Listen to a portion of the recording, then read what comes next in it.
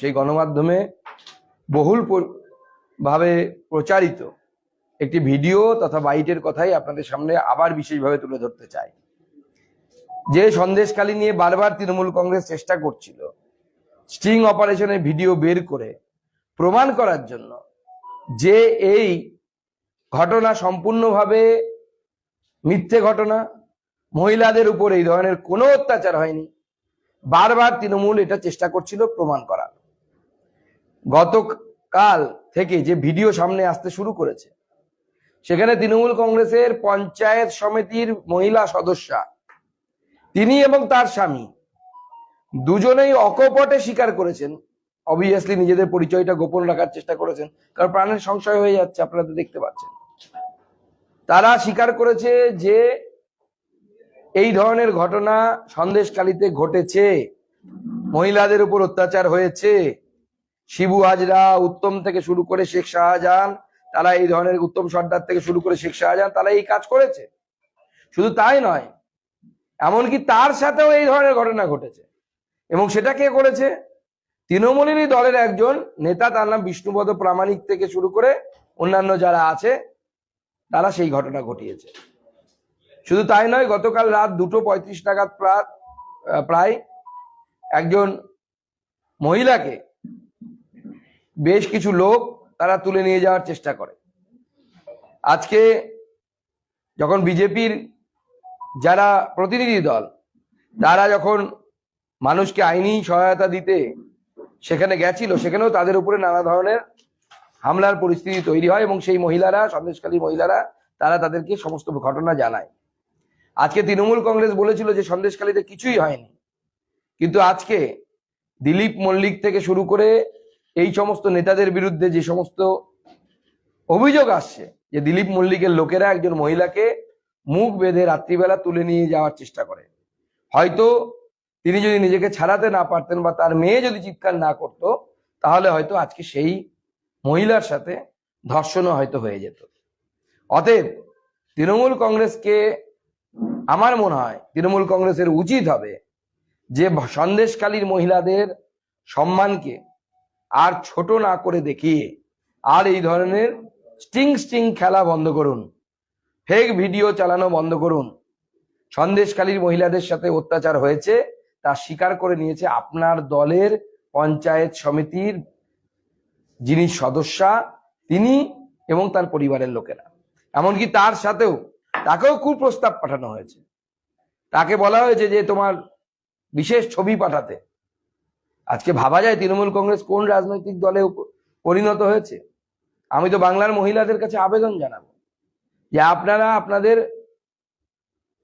পরিবারের লোকেদেরকে এবং আপনারা নিজেরাও তৃণমূল কংগ্রেস হইতে দূরে থাকুন। তৃণমূল কংগ্রেসের সাথে থাকলে পরে আপনাদেরও আগামী দিনে সামান্য ছোটখাটো সুযোগ সুবিধে পাওয়ার নাম করে আপনাদের সাথে এই ধরনের শ্লীলতাহানি হোক বা এই ধরনের আপনাদের সাথে ব্যবহার হতে পারে।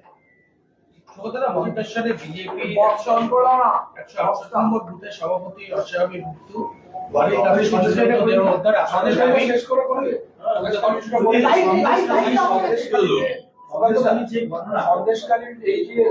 সন্দেশখালীতে যে ফেক ভিডিও প্রকাশ করা, আপনারা বলছেন ফেক ভিডিও, এবং তারপরে দেখা গেল 130 জনের বিরুদ্ধে পাল্টা মামলা করা হলো অভিযোগকারী, আবার নতুন করে উত্তপ্ত সন্দেশখালী। দেখুন, সন্দেশখালীতে পুলিশকে ব্যবহার করে বারবার চেষ্টা করা হচ্ছে যে সন্দেশখালীর গোটা ঘটনাকে ঢেকে দেওয়ার জন্য। আজকে সেই জন্য যারা অভিযোগকারী তাদেরকে সবসময় ভয় দেখানোর চেষ্টা করা হচ্ছে। আপনারা দেখলাম যে দিলীপ মল্লিকের নেতৃত্বে কিভাবে একজন মহিলাকে, যিনি প্রতিবাদী মহিলা, তাকে তুলে নিয়ে যাওয়ার সমস্তভাবে চেষ্টা হলো।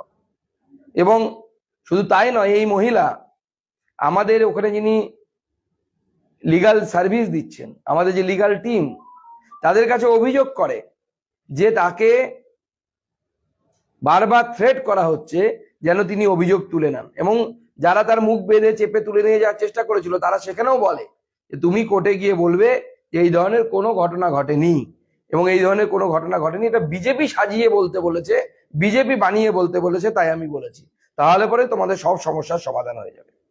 এই যে মানসিকতা, এই যে চিন্তা, এটা পরিষ্কার সামনে চলে আসছে। তৃণমূল কংগ্রেস এইভাবে পুলিশকে দিয়ে ভয় দেখিয়ে পুরো ঘটনাটাকে উল্টে দেওয়ার চেষ্টা করছে। আমরা তো আগে থেকে দেখতে অভ্যস্ত।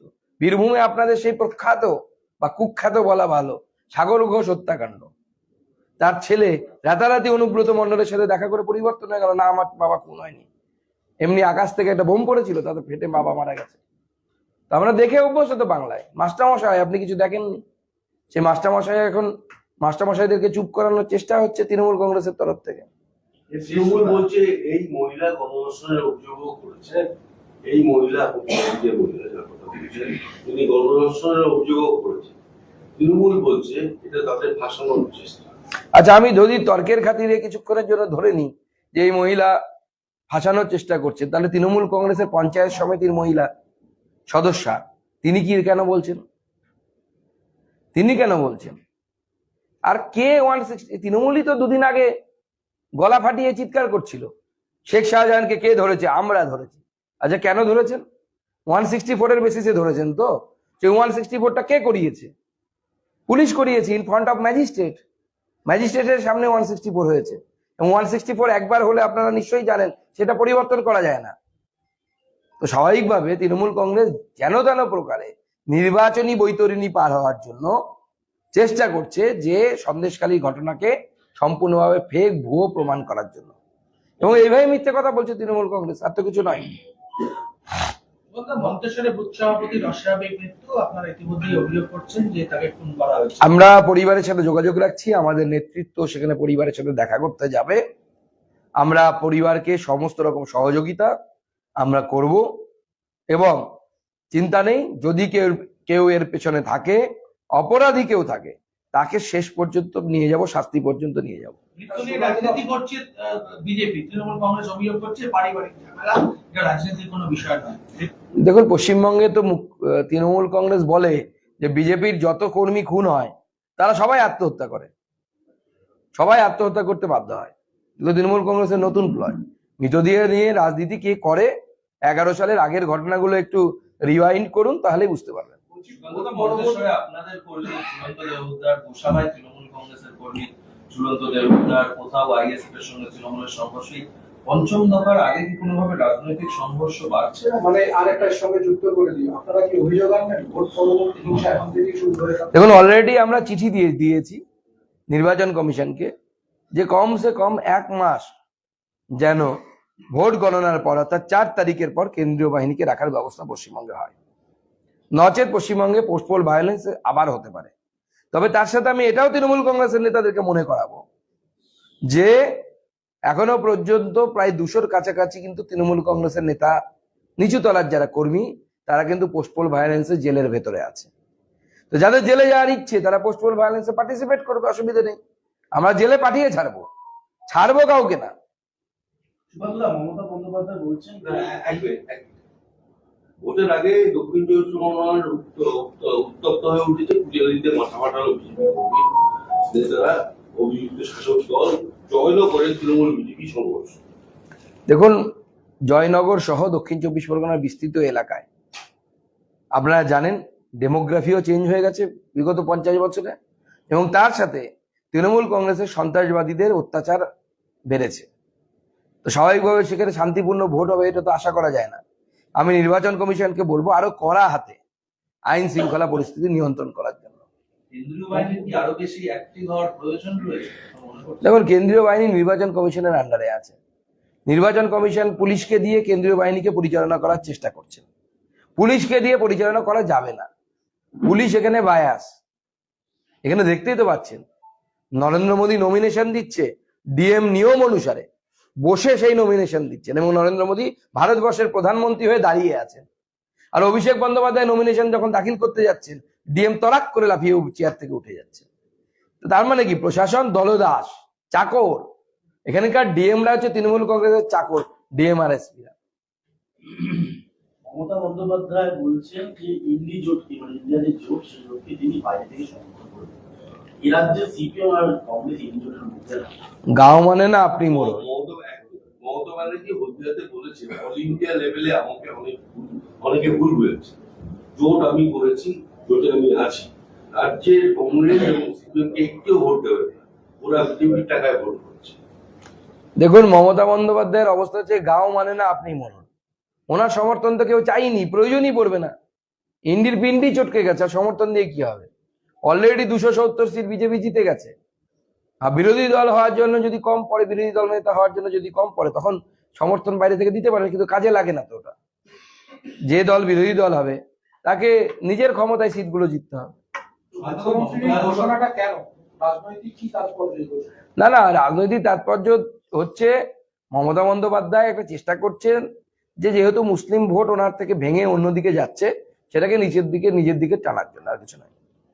মমতা বন্দ্যোপাধ্যায় বলছেন যে নন্দীগ্রামে প্রতারণা করে তাকে হারানো হয়েছিল 2021-এ, আজ না হয় কাল তিনি বদলা নেবেন। দেখুন, আমরা বাংলায় ছোটবেলা থেকে শুনে এসেছি, নাচতে না জানলে উঠোন বেঁকা। তো উঠোন বেঁকা আছে, এখন অসুবিধা নেই। রাজনীতিতে হার জিত থাকে, এতে অত রাগ করার কি হয়েছে? কখন আপনি হারবেন, কখন আপনি জিতবেন, এটাই তো স্বাভাবিক। বাবার বেটা মিলে নন্দীগ্রামে গণহত্যা করেছিল, সিপিএম এর সঙ্গে হাত মিলিয়ে 15 দিন বাড়ি থেকে বেরোননি। বাপ বেটা বলতে গ্রেপ্তারে শিশির অধিকারী এবং শুভেন্দু অধিকারী। দেখুন, আমি যতদূর জানি যে নন্দীগ্রামের আন্দোলন না হলে মমতা বন্দ্যোপাধ্যায়ের ক্ষমতায় আসা সম্ভব ছিল না। এবং নন্দীগ্রামে যে আন্দোলন হয়েছিল তাতে অধিকারী পরিবার, অর্থাৎ শিশির অধিকারী, সম্মানীয় শিশির অধিকারী এবং বর্তমানে আমাদের বিরোধী দলনেতা শুভেন্দু অধিকারী, তাদের দুজনের অবদান অনস্বীকার্য। সেই জেলার মানুষ থেকে শুরু করে তৃণমূল কংগ্রেসের ভেতরেও যারা আছে তারা প্রত্যেকেই স্বীকার করেন। মমতা বন্দ্যোপাধ্যায় কোথায় ছিলেন তখন?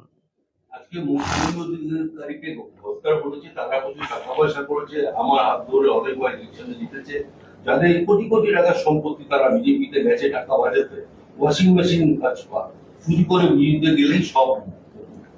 দেখুন, মমতা বন্দ্যোপাধ্যায়কে আগে জিজ্ঞেস করুন, আচ্ছা আপনিই বলছেন কোটি কোটি টাকা করেছে, কোন সময় করেছে? যখন আপনার পার্টিতে ছিল তখন সেই টাকাকে আপনার চোখে লাগেনি, এখন সেই টাকা চোখে লাগছে। তখন যদি ওই টাকা বৈধ হয়ে থাকে তাহলে এখনো সেই টাকা বৈধ নয়। তো আপনি বলছেন তখন টাকাতে, এখন যদি টাকার কথা বলছে তখন কেন বলেননি? ওয়াশিং মেশিনটা কে? ও নিজের বেলা আটি শুটি, যে সেটা তো চলবে না। অজয় কুমার 14 জনের হাতে নাগরিকত্ব তুলে দিলেন। এই রাজ্যে তৃণমূল বলছে সিএ করলে আপনাকে তাড়িয়ে দেওয়া হবে, বন্দি করে রাখা হবে।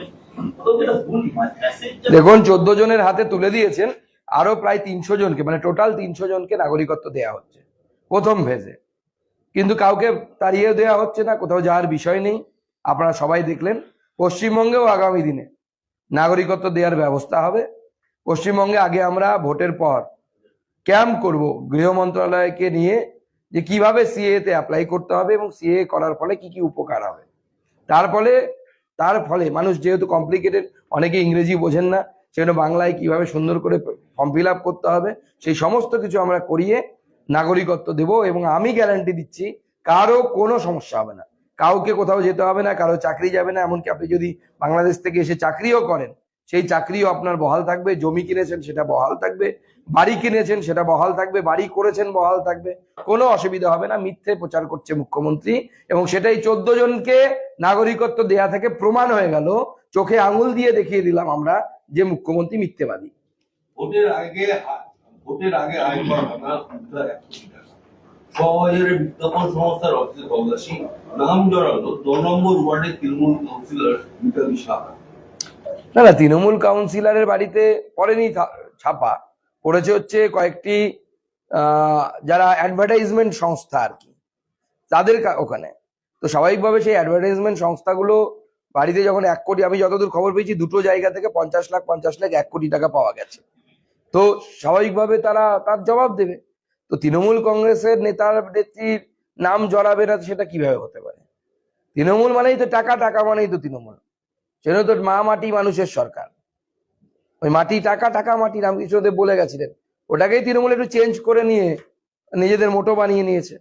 মুখ্যমন্ত্রী আজ বলছেন পূর্ব মেদিনীপুরে সবচেয়ে বেশি চাকরি চুরি হয়েছে, কে টাকা তুলেছে আমি জানি, আমার কানে কানে এসে বলে যাবেন কারো কোনো ক্ষতি হতে দেবো না, কারো চাকরি যাবে না। দেখুন, মুখ্যমন্ত্রী যতই চেষ্টা করুন, যারা টাকা দিয়ে চাকরি পেয়েছেন তাদের চাকরি যাবেই, কোনোভাবে উনি বাঁচাতে পারবেন না। হ্যাঁ, যারা যোগ্য, যারা বৈধভাবে চাকরি পেয়েছেন তাদের চাকরি থাকবে। কিন্তু প্রশ্ন হচ্ছে উনি কার দিকে ইশারা করছে সেটা বড় কথা নয়, বড় কথা হচ্ছে কার সময়ে চাকরিগুলো হয়েছে। ক্যাবিনেটের মাথা কে ছিলেন? মুখ্যমন্ত্রী নিজেই মানছে, তার মানে উনি ওনার আমলে চুরি হয়েছে। যাতে এই মুখ্যমন্ত্রী ইমিডিয়েট জেলে যাওয়া উচিত। জেলের বাইরে 1 মিনিট সময় থাকা মানে ভারতবর্ষের জুডিশিয়ারি তথা বিচার ব্যবস্থার অপমান। যোগ্য সেপারেশন কিভাবে হবে বলে আপনি মনে করেন? এটা এসএসসির দায়, এসএসসি কে করতে হবে। যোগ্য অযোগ্য কিভাবে হবে? তাদের তো ব্যাক ফাইল থাকার কথা। এবং আমি যতদূর জানি সিবিআই, ইডি যে সংস্থা, বেসরকারি সংস্থাকে রাজ্যের সরকার বা তথা এসএসসি দায়িত্ব দিয়েছিল, তাদের কাছ থেকে একটি তথ্য বা শিটও পেয়েছিল, কিন্তু তখন এসএসসি সেটাকে মান্যতা দেয়নি, অথেন্টিকেট করেনি। এখন এসএসসি বলছে আমরা অথেন্টিকেট করব সেই তথ্যকে। সুপ্রিম কোর্ট আজকে ডিরেকশন দিয়েছে এনফোর্সমেন্ট ডিরেক্টরকে কি তারা ডিরেক্টলি কোনো অ্যারেস্ট করতে পারবে না, ইভেন আফটার দ্য রেড। তাদেরকে অ্যারেস্টের জন্য স্পেশাল কোর্টের পারমিশন লাগবে। দেখুন, সুপ্রিম কোর্টের রায় হতে মানতে হবে, কিন্তু বিষয়টি হচ্ছে সুপ্রিম কোর্টের এই ধরনের রায়ের ফলে তার কনসিকুয়েন্সেস কি হচ্ছে। যেমন 8,000 এসএসসি অনুসারে 8,000 অযোগ্য শিক্ষক এই মুহূর্তে স্কুলে পড়াচ্ছেন ছাত্রছাত্রীদেরকে। তাহলে অযোগ্য শিক্ষকরা যদি পড়ায়, তাহলে তাদের পড়ানোর যোগ্যতা নেই। তাহলে সেই শিক্ষকের কাছে যে ছাত্রছাত্রীরা পড়েছেন এতদিন বা আগামী দিনেও পড়বেন, কোর্টের জন্য পড়তে বাধ্য হচ্ছে তারা, তাদের ভবিষ্যৎ কি হবে? তারা কি যোগ্য ছাত্রছাত্রী তৈরি হবে? আচ্ছা, আর ইডির বিরুদ্ধে বা ইডিকে যে রায় দান করেছেন, আপনারা বললেন যে তাদেরকে স্পেশাল কোর্টের অনুমোদন নিতে হবে, তাহলে তো অপরাধীরা পালিয়ে যাবে। আপনার বাড়িতে ছাপা পড়লো, আপনি বিজনেসম্যান, আপনার বাড়ি থেকে 50 কোটি টাকা পাওয়া গেল, তারপর আপনাকে স্পেশাল কোর্টে ইডিকে যেতে হবে, গিয়ে আপনি পারমিশন নিয়ে আসবেন অ্যারেস্ট করার জন্য, ততক্ষণে পগার পার। ইলাম বাজারে আপনাদের বিজেপি করে 30টা পরিবার ভোটের দিন থেকে জল পাচ্ছে না। আর কি বলবেন, তৃণমূল তাদেরকে জল আটকে দিয়েছে, পানীয় জল, তাদের অবস্থা অত্যন্ত সংকটজনক। দেখুন, আমার মনে হয় আমার কিছু বলার থেকে প্রশ্নটা মুখ্যমন্ত্রীকে করা উচিত যে বিজেপি করা যদি কি অপরাধ হয় এবং তার জন্য জল বন্ধ করে দেয়া হচ্ছে, এই ধরনের মধ্যযুগীয় মানসিকতা তৃণমূল কংগ্রেস এখন চালিয়ে যাচ্ছে, ভাবতে সত্যি অবাক লাগে। এবং তারা নাকি বাংলা সংস্কৃতি বড় বড় কথা বলে, বিজেপি নাকি বাংলাকে বোঝে না, তৃণমূল কংগ্রেস নাকি বাংলা নিয়ে পিএইচডি করে ফেলেছে। কি পিএইচডি করেছে তো দেখতেই পাচ্ছি আমরা, এটা বাংলার সংস্কৃতি নয়। আপনারা কি খোঁজ নেবেন এই পরিবারগুলো? মানে অবশ্যই আমাদের তরফ থেকে সমস্ত খোঁজ খবর চলছে। সেটা হচ্ছে যে আজকে মোল্লার পূর্বে অভিযুক্তকে মারধরের হাত থেকে উদ্ধার করতে গিয়ে আক্রান্ত পুলিশ, গ্রামবাসীদের তারা বেধড়ক মার, পালিয়ে প্রাণ রক্ষা, আহত 2 অফিসার সহ 5 জন। শুধু পুলিশ কেন, বিএলআর অফিসাররা মার খাচ্ছে। নদী থেকে জেসিবি দিয়ে বালি তোলা হচ্ছে, সেখানে বিএলআর অফিসাররা গেলে মার খাচ্ছে। আমার জেলা তো এই ধরনের ঘটনা ঘটেছে, বিভিন্ন জায়গায় এই ধরনের ঘটনা দেখতে পাওয়া যাচ্ছে। তার মানে কি প্রশাসনের উপরে জনগণের কোনো বিশ্বাস নেই, প্রশাসনকে বিন্দু মাত্র বিশ্বাস করছে না জনগণ। তার কারণ এই পুলিশ তৃণমূলের দালাল হয়ে কাজ করতে দেখেছে জনগণ, তৃণমূলের হয়ে কাজ করতে দেখেছে, তো স্বাভাবিকভাবে সেই পুলিশের উপরে সাধারণ মানুষের ভরসা থাকবে কেন? তৃণমূলের তরফ থেকে অভিযোগ করা হচ্ছে এই ঘটনায় আপনাদের মদতে পুলিশের উপরে হামলা হচ্ছে, বিজেপির মদতে। দেখুন, বিজেপির যদি এত ক্ষমতা থাকতো যে পুলিশকে পেটাচ্ছে, তার আগে আমরা তৃণমূলকেই পেটাতাম। পুলিশকে কেন পেটাতে যাব? গোড়া কাটলেই তো গাছ শুকিয়ে যাবে। পুলিশ তো তৃণমূলের জন্যই আছে। শাসনে সকাল থেকে টিএমসি আর আইএসএফ এর মধ্যে দফায় দফায় মারপিট। তাতে শাসন থানায় নৌসাদ সিদ্দিকী যান, ব্যাপক কথাকাটি হয়। ছবিতে আইসি কে নৌসাদ সিদ্দিকী দালাল বলেন এবং একজন অ্যাডিশনাল এসপি সেখানে উপস্থিত ছিলেন। তিনি বলেন যে আপনি এইভাবে সরকারি কর্মীদের দালাল বলতে পারেন না। দেখ, দালাল শুনে লজ্জা পেয়েছে, কমসে কম এইটুকু তো বোধোদয় হয়েছে পুলিশের, এটা ভালো লাগছে দেখে শুনে আমাদের তো। কিন্তু বিষয়টি হচ্ছে যে ভোট এলে প্রতিবার এইভাবে প্রাণহানি হবে, বোমা চলবে, গুলি চলবে। আমি গত পঞ্চায়েত ভোট থেকে একটা প্রশ্নই বারবার তুলে যাচ্ছি, উত্তর এখনো পাইনি। 45 জনের উপরে মারা গেল পঞ্চায়েত ভোটে, দায়টা কার? দায়ভার তো কাউকে না কাউকে নিতে হবে। আপনি যদি কাউকে অ্যাক্সিডেন্টও করে মেরে ফেলেন, তাহলে তো আপনাকে গিয়ে কোর্টের দ্বারস্থ হতে হয়, আপনাকে জামিন নিতে হয়। কিন্তু অদ্ভুত ভাবে ভোটের নামে প্রতিবার, সে পঞ্চায়েত নির্বাচন হোক, বিধানসভা নির্বাচন হোক, অথবা লোকসভা নির্বাচন হোক বা মিউনিসিপ্যালিটি নির্বাচন, কারো মাথা ফাটছে, কারো জীবন যাচ্ছে, কারো হাত ভাঙছে, কারো পা ভাঙছে, কিন্তু দায়ী কেউ নয়। আশ্চর্য হবে, দায়ীটাকে কাউকে না কাউকে তো শাস্তি পাওয়া উচিত। সেই দায়ভারটা আমার মনে হয় এখন এই মুহূর্তে সময় এসেছে সেই দায়ভারটাকে ন্যস্ত করার জন্য, যে কার উপরে দায়ভার বর্তাবে। সন্ধ্যা এসপিকে আজকে সতর্ক করেছেন আপনাদের প্রার্থী অগ্নিমিত্রা পাল, সেখানে তিনি বলেছেন যে আমার কর্মীদের গায়ে হাত তুললে মেদিনীপুরে আগুন জ্বলবে, স্তব্ধ করে দেবো নারায়ণপুর। আরে মেদিনীপুরের এসপি তো ওই ডায়মন্ড হারবার থেকে গেছে, ও ডায়মন্ড হাবড়া মডেলের এসপি, ওটা ও এসপি না, তৃণমূল কংগ্রেসের একদম 1 নম্বর একনিষ্ঠ কর্মী। ওই এসপি কে দিয়ে রেখে ভোট করানো যাবে না আমার মনে হয়। ওই এসপি কে কান ধরে নির্বাচন কমিশনে সরিয়ে দেওয়া উচিত, ওকে পুলিশের চাকরি থেকে সরিয়ে দেওয়া উচিত, কিন্তু পারবে না সেটা মনে হয়, কিন্তু আপাতত ভোটের আগে কমসে কম সরিয়ে দেওয়া উচিত। ঝাড়খণ্ডের একজন মন্ত্রী গ্রেপ্তার, আলমগীর আলম, গত 6 তারিখ তার বাড়ি থেকে 35 কোটি টাকা উদ্ধার হয়েছে। দীর্ঘ 9 ঘন্টা জেরার পর গ্রেপ্তার। গ্রাম উন্নয়ন মন্ত্রক মন্ত্রী ঝাড়খণ্ডের, তার যিনি আত্মসহায়ক, তার পরিচারকের ঘর থেকে প্রথম ক্ষেপে 31 কোটি উদ্ধার হয়, তারপরে আপনি আরো বললেন 6 কোটি, প্রায় 37 কোটি উদ্ধার হয়েছিল। তো এখন স্বাভাবিকভাবে সে গ্রেপ্তার হয়েছে, কিন্তু এখনো এগিয়ে বাংলা। 51 কোটিতে আমাদের দাদা এবং তার বান্ধবী আছে, ওরা তো সবাই 37, আমরা 51, আমরা এগিয়ে বাংলা, এখন আমরা এগিয়ে আছি, চিন্তা নেই। আন্দোলনকারীরা আক্রান্ত হয়েছেন ডেপুটেশন দিতে গিয়ে। আন্দোলনকারীদের অভিযোগ যে স্থানীয় তৃণমূল নেতা বা বিধায়ক নরেন চক্রবর্তীর অনুগামীরা তাদের উপরে হামলা চালিয়েছে। শিক্ষকদের উচিত নরেন চক্রবর্তীর বাড়িতে গিয়ে বসে থাকা, ধর্ণা দেয়া। নরেন চক্রবর্তী তার শিক্ষার মর্ম বুঝবে না, রতনে রতন চেনে, বাকিটা আপনারা জানেন। তো নরেন চক্রবর্তী সেটাই চিনবেন, ভাগাড়টা হলে চিনতে পারতেন। প্রধানমন্ত্রীর 19 এবং 20 2 তারিখে দুটো দিন মিলে 6টা সভা করা, এই নিয়ে একটা চূড়ান্ত কিছু আসছে। 5টা সভা হবে, এখনো ওনার দপ্তর থেকে ফাইনাল অ্যাপ্রুভাল আসেনি, এলে পরে ডিটেলস আপনাদেরকে দিয়ে দেবো। অভিষেক বন্দ্যোপাধ্যায় রোড শোর কারণে অর্জুন সিংয়ের সমস্ত প্রচারকে বন্ধ করে দেওয়া হয়েছে। দেখুন, পশ্চিমবঙ্গের পুলিশের কাছে অভিষেক বন্দ্যোপাধ্যায় হচ্ছে মোটামুটি ভগবানের পরপরই স্থান আর কি তার। তো স্বাভাবিকভাবে তিনি যখন ব্যারাকপুরে গেছেন, বাকি প্রার্থী থেকে শুরু করে সবাই, এদের তো মানে প্রচার করার দরকারই নেই আর কি। আমরা তো দেখে অভ্যস্ত, আমি নিজে তার ভুক্তভোগী। অভিষেক বন্দ্যোপাধ্যায় বাগডোগরা থেকে ফ্লাইট ধরবেন বলে দুটো ভিআইপি লাউঞ্জ বন্ধ করা ছিল। আমি জানি না একটা মানুষ দুটো লাউঞ্জে কিভাবে বসতে পারে, একটা লাউঞ্জে বসতেই পারেন, এবং সেখানে গিয়ে আমি বসতে গেছি ভিআইপি লাউঞ্জে, আমিও অ্যালাউড না, ঢুকে গেছি বলে সেই ঊর্ধ্বতন পুলিশ কর্তৃপক্ষ নিচুতলার পুলিশ কর্মীদেরকে বকাবকি করছে, কেন ঢুকতে দিলে? আমি সাংসদ হয়ে সেখানে এন্টাইটেল না ঢোকার। ভাবতে পারেন কি অবস্থা তৈরি করে রেখেছে। তবে ভালো একদিক থেকে, যত বেলুনে উঠছেন, যেদিন বেলুনটা ফাটবে সেদিন ধপাস করে নিচে পড়বেন। শেষ করো। যে সমস্ত রাজ্যে ভোট হয়ে গেছে সেই সমস্ত বিজেপি সংগঠনের নেতৃত্ব তারা বাংলায় আসছেন, তারা বিভিন্ন জনে বৈঠক করছেন ভোট প্রস্তুতি নিয়ে। না না, আমরা সর্বভারতীয় দল। আমি তো নিজে গুজরাটের ভোটে গেছি, আমি কর্ণাটকের ভোটে গেছি, তো কোনদিন তো কর্ণাটকের মিডিয়া বা গুজরাটের মিডিয়া তো আমাকে প্রশ্ন করেনি আপনি এখানে কেন এসেছেন।